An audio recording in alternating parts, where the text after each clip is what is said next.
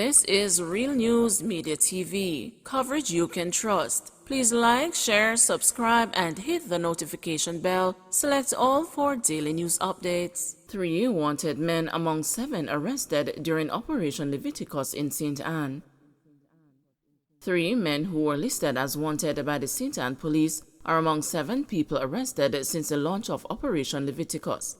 The initiative, which began on August 12, is aimed at restoring law and order in the parish. Acting head of the St. Anne Police, Superintendent David White, told the news that the 3 wanted men are 37-year-old Miguel Riley, who was wanted for wounding with intent, Nasona Barrett, who was wanted for unlawful wounding, and Curtis McAnuff, who had an outstanding warrant. White added that of the 7 individuals in custody, 4 were arrested on Tuesday for breaches of the Dangerous Drugs Act, and the lawmen also seized 51 pounds of ganja. The operation, he said, was the most extensive since the initiative began last week.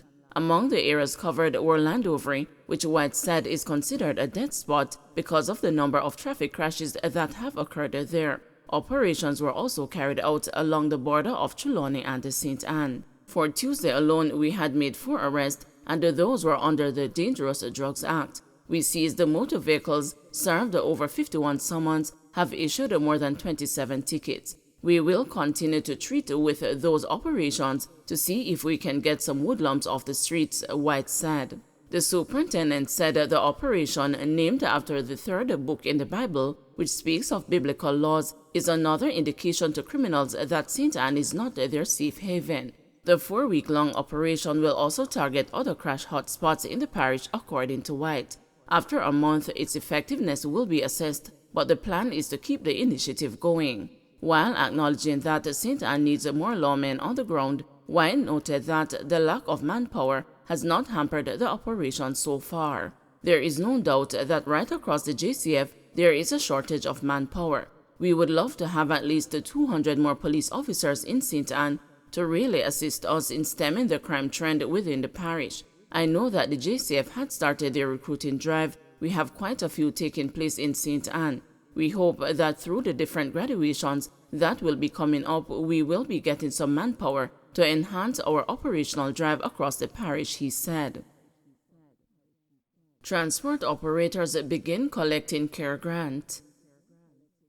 Scores of transport operators have been flocking Lasco Financial Services island-wide to collect the $25,000 grant under the government's COVID Allocation of Resources for Employees program. Last week, Minister of Finance Dr. Nigel Clark announced that grants totaling approximately $90 million were dispatched for payment to 3,600 transport operators. Frederick Bryan, General Secretary of the National Council of Taxi Associations, on Tuesday confirmed that operators have been benefiting from the grant. He said that the operators have been thankful but not overly joyful, since the grant will most likely last just about 2 days. However, he reiterated that they were not being ungrateful. Mr. Bryan has also urged the operators who did not already sign up to capitalize on the grant. Those who have applied, they have been collecting from yesterday. To me, relatively speaking, they are quite happy to receive the grant as they have been promised by the government. They are smiling to the gas station for 2 days, basically. Because the volume of gas that they'll be able to buy is for about 2 days, basically. Or maybe for some vehicles, maybe 2 days and a half, maybe. For other vehicles, just 2 days. So they're not really overly joyful, but they are thankful. Because it's kind of short living. We're not being ungrateful either. Some persons who did not apply at the outset, April 31st, the last of April was the cutoff time for that set of applications. Now, the Minister of Finance made it clear that you can now apply. You have up to the 31st of this month, or the last of this month to apply. All right, so those persons who did not get through, then they should apply. So I've been encouraging my members to apply. Prosecutor Sofia Thomas wants back her job in Jamaica, PSC to decide. The Public Service Commission is to be asked to determine if Prosecutor Sofia Thomas is to be allowed to take up back her job in Jamaica. Thomas, who was on secondment to the Office of the Director of Public Prosecutions in the Turks and the Caicos Islands, was recently found guilty of professional misconduct by the Disciplinary Committee of the General Legal Counsel in Jamaica. Arising from the ruling, Thomas resigned from that post last Friday and has since moved to seek to return to her job in Jamaica. DPP Paula Llewellyn said her office received a correspondence from Thomas on Monday indicating her desire to return to her post as Assistant Director of Public Prosecutions. Given the issues arising, this matter will be referred to the Public Service Commission for their consideration and advice, Llewellyn told the news yesterday. Thomas's secondment to the TCI was approved by the Commission in September 2021 and was slated to last 2 years. The Disciplinary Committee of the General Legal Counsel found that while Thomas worked in the office of the DPP, she violated the canons of professional ethics while prosecuting a fraud case in the Kingston and the St. Andrew Parish Court in November 2017. The ruling arose from a complaint made in 2019 by Lowell Spence, a National Commercial Bank branch manager who was freed of fraud charges in November 2017. A date is to be set to give Thomas an opportunity to be heard in mitigation before a sanction is imposed by the committee. It is the first time in Jamaica's legal history that a prosecutor has been found guilty of professional misconduct. Thomas's attorney Hugh Wildman has stated that she has strong grounds of appeal and will be taking the matter to the Court of Appeal. Farm worker killed on wife's birthday, double tragedy in US and Canada.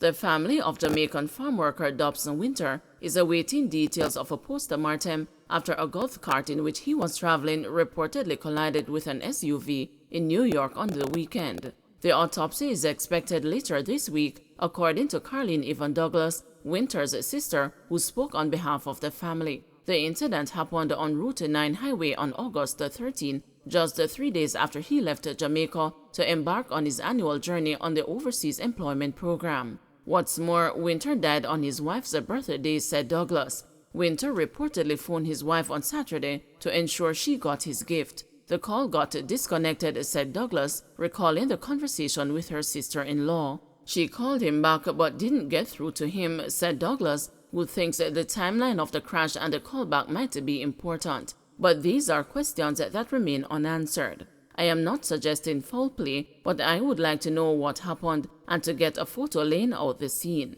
In Jamaica, Winter, a cabbie, often drove from Louidasville to Linstead on extended trips. He grew up in the rural farming community of Louidasville and had been a regular on the farm work program.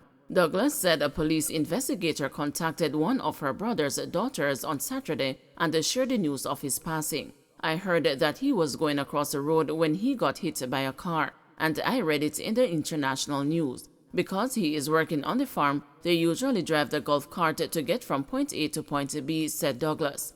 Douglas described Winter as a provider for his family and the community. She last saw her brother on Tuesday before he left for the program.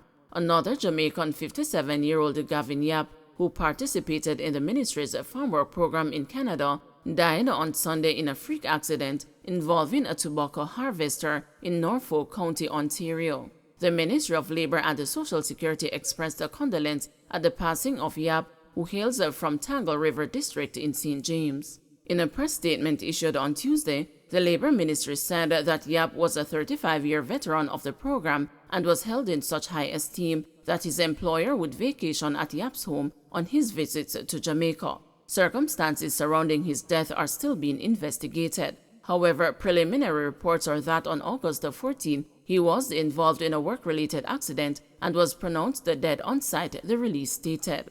A team from the ministry's Family Services Unit visited with Yap's family and has been offering psychosocial and other support. Minister of Labour and Social Security Carl Samuda, who is currently touring farms in Canada, spoke with Yap's widow by telephone on Tuesday. Police seized a submachine gun during operation in St. Catherine. A submachine gun and a magazine was seized during a police operation on McVickers Lane, Old Harbour Road in St. Catherine on Tuesday, August 16. Reports from the Spanish Town Police are that between 11 a.m. and 2 p.m., lawmen conducted an operation in the area where a premises was searched and the weapon seized. No one was arrested in connection with the seizure, the police said. Don't forget to like, share, subscribe, and hit the notification bell. Select all for daily news updates.